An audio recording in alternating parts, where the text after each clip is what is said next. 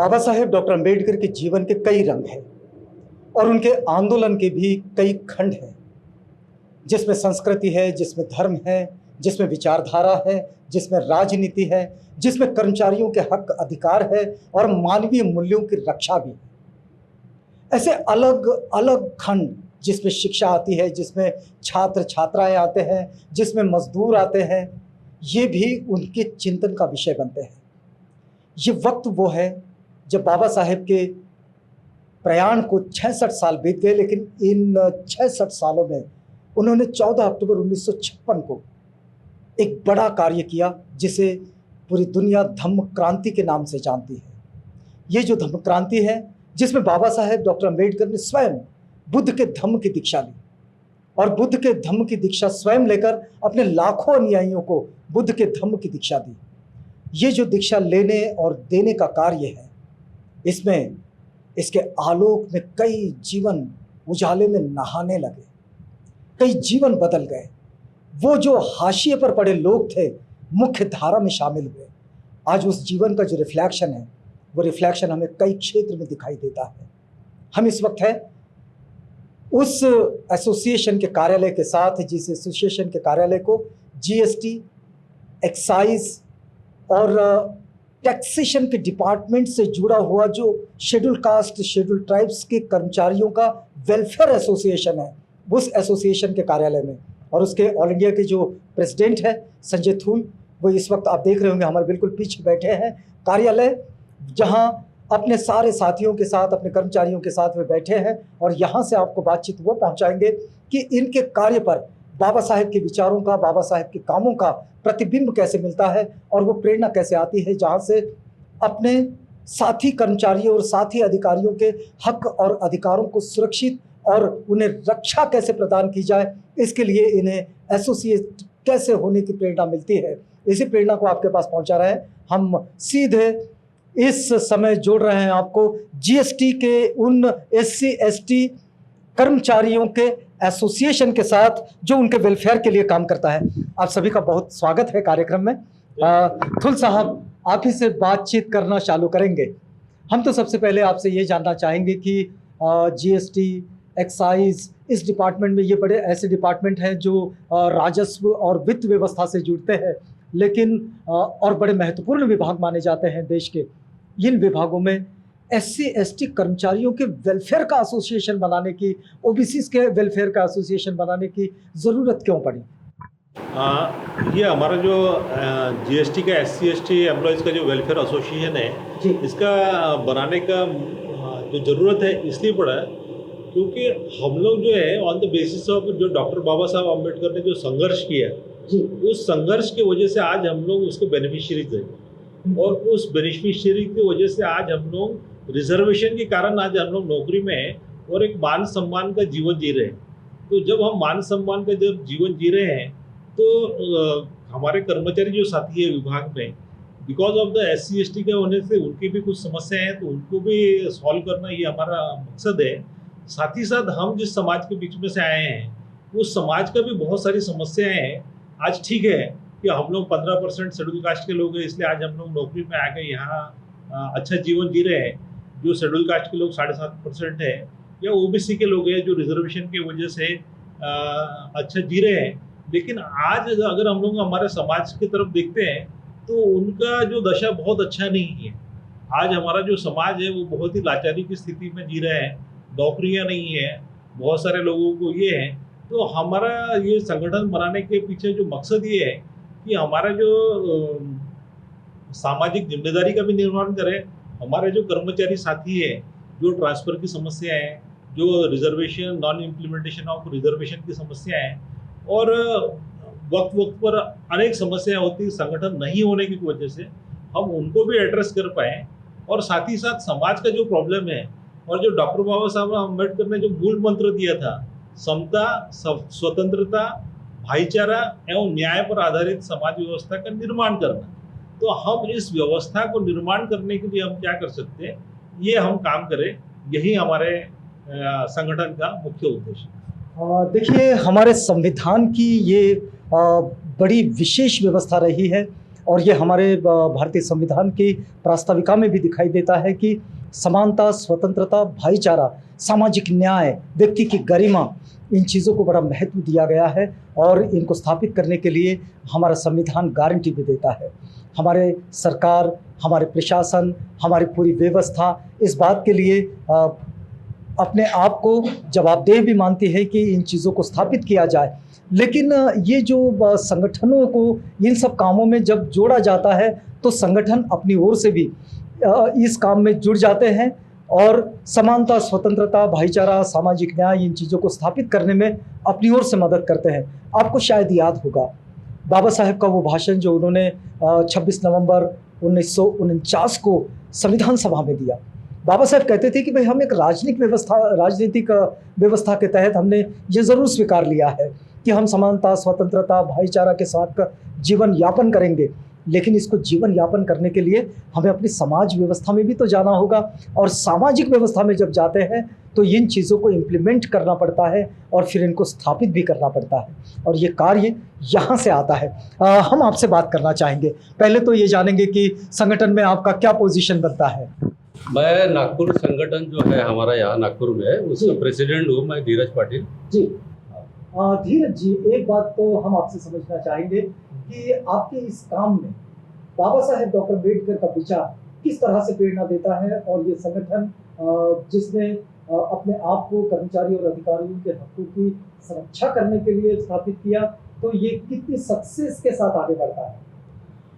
देखिए, बाबा साहेब आंबेडकर ने एक मूल मंत्र दिया था जी, शिका, संगठित हुआ आणि संघर्ष करा।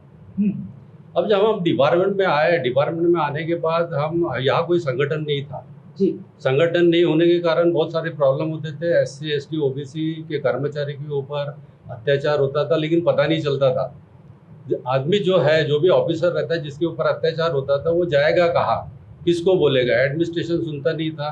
बाकी संगठन थे, यहाँ जनरल संगठन था, जनरल एसोसिएशन थी, लेकिन वहाँ जाने के बाद वो प्रॉब्लम सॉल्व नहीं हो रहा था। तो ऐसे एक किस्सा हुआ 2003 में, इंस्पेक्टर टू सुप्रीडेंट का प्रमोशन का ये ऑर्डर आया जी। अब वो ऑर्डर में क्या हो गया कि कोई SC, ST, बहुत सारे SC, ST को उसका बेनिफिट नहीं मिला ऑर्डर का। तो जैसे स्थूल साहब थे वो रायपुर में थे, एक सोलंकी साहब थे वो भोपाल में थे, इंदौर में थे, ये सब लोग जुड़ गए कि हमारा नाम क्यों नहीं आया भैया प्रमोशन के ऑर्डर में। एक्चुअली उनका नाम आना चाहिए था, हमारा भी आना चाहिए था, लेकिन उस टाइम नहीं आया। तो नहीं आने से फिर सब लोग एक जगह मिल गए। भोपाल CC है हमारा, कैडर कंट्रोलिंग जोन भोपाल है। भोपाल में जाने के बाद सब लोग वहाँ आ गए। वहाँ जाने के बाद फिर पता चला है कि नहीं यार, हमारे साथ कुछ गड़बड़ की है इन्होंने। तो उस कारण फिर धीरे धीरे हमने सोचा कि नहीं, अकेले लड़ने से कोई फ़ायदा नहीं है। अकेले लड़ने से टारगेट भी होता है, एडमिनिस्ट्रेशन टारगेट करता है, और टारगेट होने से फिर वो डिस्टर्ब हो जाता है आदमी। और कुछ एम्प्लॉय जो अकेले लड़े हैं उनकी डेथ भी हुई है। तो ये सोच जब सब जगह डेवलप हो गई, इंदौर, रायपुर, भोपाल और नागपुर, तो नागपुर में मैं यहाँ था, तो मैंने भी सोचा कि चलो एक संगठन बना लेते हैं। और वैसे भी जनरल एसोसिएशन थी तो वो हमको उतना हेल्प नहीं करते थे कहीं भी। संगठन बनाने के बाद कितनी सक्सेस आपके पास है? काफ़ी सक्सेस मिला हमको। हमने जैसे 2003 में संगठन बना हमारा। संगठन बनने के बाद मैं जनरल सेक्रेटरी रहा, फर्स्ट फाउंडर जनरल सेक्रेटरी मैं ही था। तो उसके बाद हमने लड़ाई शुरू की है। तो मतलब आप इस पूरी जो आपकी संघर्ष की गाथा है, इसके लिए प्रेरणा किसे मानते हैं? बाबा साहब को नेचुरली। और बाबा साहब को जो धम्म क्रांति की 1956 में, उससे कितना प्रतिबिंब मिलता है आपके कामों का? धम्म क्रांति है वो एक थोड़ा सा विषय अलग हो जाता है जी, लेकिन उससे भी काफ़ी प्रेरणा मिलती है हमको कि बाबा साहब ने इतना बड़ा स्टेप, पूरा धर्म जो है, मतलब एक हिंदू धर्म छोड़ कर बौद्ध धर्म स्वीकार किया, तो ये तो बहुत बड़ी बात है हमारे लिए। तो हम उनके पद चिन्हों पे चल के हम थोड़ा सा कार्य कर रहे हैं, बहुत ही छोटा कार्य कर रहे हैं। देखिए, होता ये है कि प्रेरणाएं जो होती हैं वो अपने आप में बड़ी विशाल होती है, लेकिन उसका एक छोटा सा पुंज लेकर, एक छोटी सी कली उसमें से निकाल कर, एक पंखुड़ी निकाल कर लोग उसी प्रेरणा के साथ आगे बढ़ जाते हैं। आपका क्या ओहदा बनता है संगठन में? सर, मैं custom and central excise association Nagpur unit से मैं वाइस प्रेसिडेंट हूँ सर। अच्छा, मेरा नाम चंद्रशेखर साकरे है। चंद्रशेखर जी, क्या आप बता पाएंगे कि बाबा साहिब ने ये जो कार्य किया, इस कार्य से आप कितनी प्रेरणा लेते हैं आपकी इस एसोसिएशन का कार्य पूरा करने में? सर, मेरे को बाबा साहब का पल पल का जीवन, उस समय का मेरे को आज जो दिख रहा है, इस समय में आज इतना बड़ा बाबा साहब ने कार्य किया, वो कोई नहीं कर सकता। बाबा साहब उस समय, बाबा साहब के साथ में कई बैरिस्टर, लेकिन बाबा साहब ने जो कार्य किया वो कोई नहीं कर सका। बाबा साहब अकेले उस वक्त बाबा साहब ने घटना बनाया, घटना के साथ साथ समाज को इतना बड़ा जीवन दान दिया।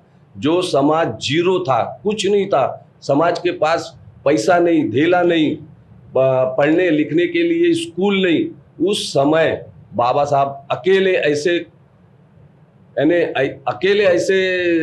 वक्ता थे कि जो आज हमारा समाज यहाँ तक लेके आए, और समाज के साथ साथ हमको उनकी प्रेरणा सिखा, संगठित हुआ, संघर्ष करा, वो आज हमें यहाँ तक लेके आया। मैं एक बात चंद्रशेखर जी, आप हमें ये बता पाएंगे कि बाबा साहब ने जो कार्य किया उसमें आपका तो ये संगठन जो है, ये कर्मचारी अधिकारियों का संगठन है जो गवर्नमेंट सेक्टर पर काम कर रहे हैं, लेकिन बाबा साहब का एक संगठन हुआ करता था इसी तरह का, जिसे इंडिपेंडेंट लेबर पार्टी उन्होंने कहा। ये इंडिपेंडेंट लेबर पार्टी आपके कामों को कितना सपोर्ट करती है? बहुत सपोर्ट करती है, उनसे तो हमको प्रेरणा मिलती है, वो प्रेरणा के भरोसे हम चलते। यहाँ मैं जिस डिपार्टमेंट में लगा, उस समय की स्थिति ऐसी थी कि SC ST OBC के बहुत कम लोग थे। जैसा जैसा डिपार्टमेंट के अंदर में संगठन के लोग, कर्मचारी लोग एक मेक से परिचित होते गए, धीरे धीरे हमारा भी परिचित होना, फिर धीरे धीरे संगठन मजबूत करना। तो संगठन के लिए सर हमने नहीं किया, सबसे पहले मीटिंग लिए, एक दो दो करके धीरे यहाँ पे एक दूसरे से मिलते गए, SC ST OBC लोग, फिर धीरे धीरे हमारा कारवा आगे बढ़ा, और 2002 में हमने बहुत बड़ा संगठन बनाया। पाटिल साहब हमारे प्रेसिडेंट थे उस वक्त भी, और आज भी है। मैं जनरल एसोसिएशन में भी प्रेसिडेंट हूँ, और मैं SC ST OBC संगठन के अंदर में भी वाइस प्रेसिडेंट हूँ। फिर भी हम हमारे अधिकारी उनके साथ मिलके जिस कर्मचारी के ऊपर अन्याय अत्याचार होता है, चाहे वो SC रहो, ST रहो, OBC रहो, जनरल रहो, हम सब मिलके एक परिवार के साथ, एक पारिवारिक भावना रखने के साथ साथ हम ये सब काम करते थे और करते रहेंगे। ये जो परिवार की बात है चंद्रशेखर जी से हम ये जो बातचीत कर रहे हैं, वे कहते हैं कि ये हमारा एक परिवार है। आप समझिएगा कि परिवार अपने आप में एक संगठन भी होता है, और संगठन, परिवार, मिलजुल कर, मेल मिलाप के साथ जीवन यापन करना, ये तथागत बुद्ध की शिक्षाओं का बड़ा महत्वपूर्ण अंग है। साहब, आपका क्या रोल बनता है ये SC ST ऑल इंडिया का जो GST एम्प्लॉयज़ का ये जो वेलफेयर एसोसिएशन है, आप किस ओहदे पर हैं?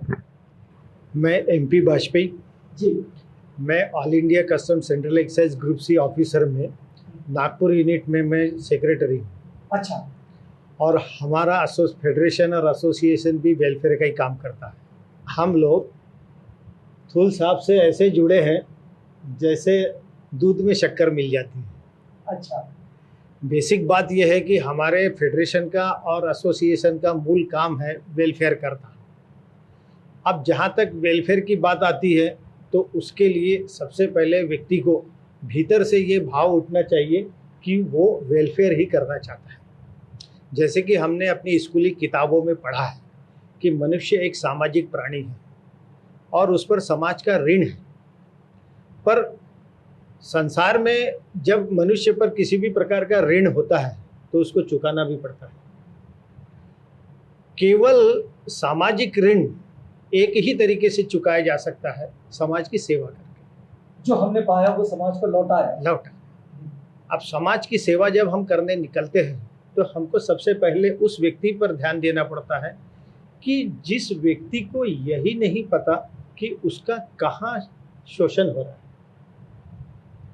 अब मैं बहुत सी किताबें तो बाबा साहेब की नहीं पढ़ पाया हूँ, पर एक विचार शुरू से, जब से मैं संगठन से जुड़ा, मैं नौकरी में आया, नौकरी से पहले भी मैंने जो चीज़ मुझे ज़्यादा प्रेरित करी उसमें एक मराठी वाक्य है, गुलामाला गुलामाची जाणीव करून द्या, तरस तो बंड करून उभा रहा। तो मेरे मन में शुरू से ये भावना थी नौकरी में आने के बाद भी कि हमारे साथ में हमारे अन्य साथी जो काम करते हैं उनको किसी चीज़ की जानकारी नहीं है तो जानकारी देना, यदि वो किसी मुसीबत में है तो उनकी सहायता करना, यदि कहीं उनका वेलफेयर रुक गया है तो वेलफेयर के लिए हाथ बढ़ाना और एक साथ सबको साथ में लेके आगे चलना, यही काम हमने यहाँ किया है और आगे भी यही काम करते रहेंगे। और इस संगठन से मैं वर्ष 2006 से जुड़ा हूँ। अच्छा, मतलब इसके शुरुआती दौर से। देखिएगा कि ये जो बात आती है कि ये है मेल मिलाप वाली बात, ये है उस कल्याण की बात जहाँ जिसे ज़रूरत है उसके पास वो सहायता पहुँचे, और सहायता ये एसोसिएट हुए बगैर नहीं पहुँच पाती है। और ये एसोसिएट होने का जो मंत्र है, जो बाबा साहेब की शिक्षाओं के द्वारा आता है, उसी प्रेरणा को अपने साथ लेकर ये संगठन भी आगे बढ़ा है। बड़ा भी साहब, कैसा आप देखते हैं आप अपने इस all India GST employees SC/ST OBC employees association की ओर? देखिए, इस डिपार्टमेंट में ये SC/ST OBC संगठन अगर नहीं होता तो इस समाज के जितने भी कर्मचारी हैं, जिस प्रकार से पहले जो प्रॉब्लम फेस करते थे वो प्रॉब्लम्स आज फेस करने के लिए आज ये एसोसिएशन हेल्प कर रहा है। तो ये एसोसिएशन होना बहुत ज़रूरी है हमारे लिए। इस एसोसिएशन की बड़ी प्रेरणा क्या मानते हैं? नेचुरली डॉक्टर बाबा साहब आम्बेडकर, उन्हीं से प्रेरणा लेके हम काम करते हैं। ये जो स्वीकारोक्ति होती है और ये जो गवाही होती है, ये गवाही अपने आप में वैसे बड़ी महत्वपूर्ण होती है। अभी हम इस बातचीत को पूरा कर रहे हैं संजय थूल साहब के साथ, जो कि all India GST SC/ST OBC employees association के नेशनल प्रेसिडेंट है। थूल साहब, हम आपके साथ इस बातचीत को पूरा करना चाह रहे हैं। हम आपसे ये जानना चाह रहे हैं कि आप अपने क्षेत्र में अपने कर्मचारियों की, अपने अधिकारियों की जो प्रमोशन से जुड़ी हुई, रिजर्वेशन से जुड़ी हुई, टर्मिनेशन से जुड़ी हुई, सस्पेंशन से जुड़ी हुई जो जितनी चीज़ें होती हैं, इन पर तो आप काम करते हैं। लेकिन जैसा कि आपने कहा कि एसोसिएशन सिर्फ इतना नहीं चाहता, आपको क्या लगता है कि इस समाज को और बेहतर बनाने के लिए, जिस भारतीय समाज का हम हिस्सा है, इसे और बेहतर बनाने के लिए क्या कर्मचारी अधिकारी अपनी ओर से कोई योगदान दे सकते हैं? निश्चित रूप से जो कर्मचारी है वो एक बहुत बड़ा ताकत है, जो ब्रेन बैंक भी है, जिनके पास पैसा भी है, जिनके पास समय भी है, और जो बहुत अच्छे तरीके से समाज को मजबूत करने का काम कर सकते हैं, समाज के बीच जाके काम कर सकते हैं। और हम लोग उसी लिए काम कर रहे हैं। और ना सिर्फ हम काम कर रहे हैं बल्कि हमने बहुत सारी चीज़ें हासिल भी की हैं पिछले कुछ सालों में। अगर मैं आपको एक उदाहरण देना चाहूँ तो छत्तीसगढ़ राज्य में जो शेड्यूल ट्राइब्स है उनका पॉपुलेशन 32% था जब स्टेट अलग हुआ, तो उनको रिजर्वेशन मिलता था 18%। तो हमारा जब ये ध्यान में आया है कि भाई इनका पॉपुलेशन तो 32% है लेकिन इनको आरक्षण 18% ही मिल रहा है, तो हमने एक समाज का मुद्दा था, तो उस मुद्दे को लेके हमने काम किया और उसको 3-4 साल काम करके उस बारे में जागृति की, और आज हमने उसको लॉजिकल एंड तक पहुंचाया। और आज वहाँ छत्तीसगढ़ में जो शेड्यूल ट्राइब्स का जो समाज है उसको 32% रिजर्वेशन मिल रहा है। सिमिलरली वहाँ पर जो छत्तीसगढ़ राज्य में मैं जब था तो वहाँ पर जो इंजीनियरिंग कॉलेजेस है वहाँ पर SC/ST OBC को एडमिशन में रिजर्वेशन नहीं मिल रहा था। जो SC/ST OBC को मिलता है तो वो प्राइवेट इंजीनियरिंग कॉलेज में नहीं मिल रहा था। तो हमने देखा कि उत्तर प्रदेश में, मध्य प्रदेश में, महाराष्ट्र में, छत्तीसगढ़ में नहीं मिल रहा है, तो उस इशू को भी लेके हमने काम किया है और आज वहाँ पर मिलना चालू हो गया और वो समाज को भी उसका बेनिफिट हो रहा कर्मचारियों की वजह से। चलिए हम इस बातचीत को पूरा करते हैं। आपसे एक छोटा सा मैसेज लेंगे, छोटा सा मैसेज जो हमारे दर्शकों के लिए आएगा। मैं यही कहना चाहता हूँ कि जो हमारा जो सारे कर्मचारी साथी है और जो हमारा समाज भी है, उसको जो बाबा साहब का जो सपना है कि सामाजिक समता, आर्थिक समता और भाईचारा सारे समाज में, हम निगेटिविटी दूर करके अपने आप को पहचाने। हम लोग एक दूसरे के ऊपर गाली देने से कुछ नहीं होगा, एक दूसरे के ऊपर निगेटिविटी से कुछ नहीं होगा। जब तक हम अपने आप को और अपने समाज को मजबूत नहीं करेंगे तो तब तक हम हमारा जो लक्ष्य है समता, स्वतंत्रता, भाईचारे और न्याय पर आधारित समाज व्यवस्था को निर्माण करने का, उसको हम पूरा नहीं कर पाएंगे। तो मैं बस यही चाहूँगा कि ये जो बाबा साहब का जो सपना था उसको पूरा करने के लिए सारे हमारे कर्मचारी साथी है और हमारा सारा समाज है, वो मिलजुल कर काम करें। धन्यवाद। हम लोग इतने लोगों से बातचीत कर रहे हैं, कई संगठनों से बातचीत कर रहे हैं, और इन संगठनों का एक सपना ज़रूर है कि जो बाबा साहेब का बड़ा सपना है कि हम एक सामाजिक न्याय की व्यवस्था को स्थापित करें हमारे अपने देश में। एक ऐसी व्यवस्था जो विषमता के जड़ों को उखाड़ कर फेंके और समानता को प्रस्थापित कर सके। और इसी प्रेरणा के साथ, इसी बात के साथ और इस बड़े ध्येय के साथ ये सारे संगठन आगे बढ़े हैं। हमने इस वक्त आपको जोड़े रखा है 14 अक्टूबर 1956 की धम्म क्रांति के 66 सालों के इस छोटे से आंकलन के साथ। आप बने रहिएगा, हम मिलेंगे किसी और संगठन के साथ।